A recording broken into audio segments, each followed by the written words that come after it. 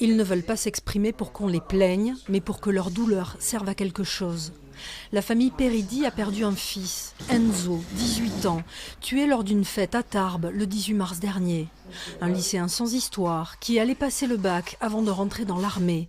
Mais cette nuit-là, alors qu'il sortait de boîte de nuit, un autre jeune lui a asséné un violent coup de poing. Enzo est tombé sur la tête et ne s'est jamais relevé.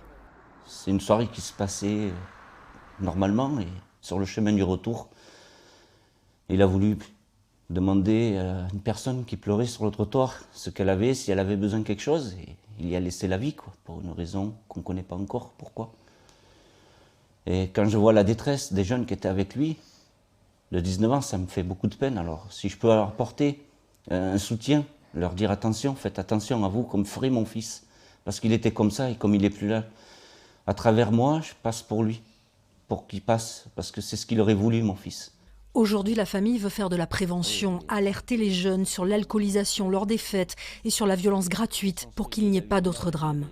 C'est un combat qu'on veut essayer de mener parce que c'est très difficile pour nous, bien sûr, mais de façon que ça puisse servir à tous ces jeunes, que ça ne se reproduise pas.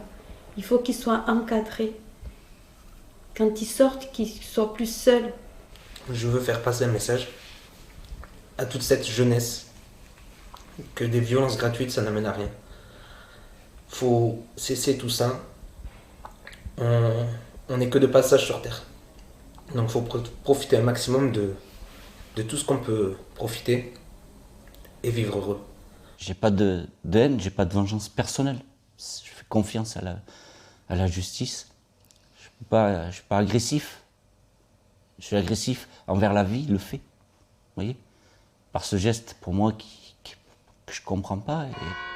Les obsèques d'Enzo se sont déroulées cet après-midi à Soumoulou. L'auteur des faits a été mis en examen et placé en détention provisoire. L'enquête se poursuit pour déterminer les causes exactes de la mort d'Enzo Peridi.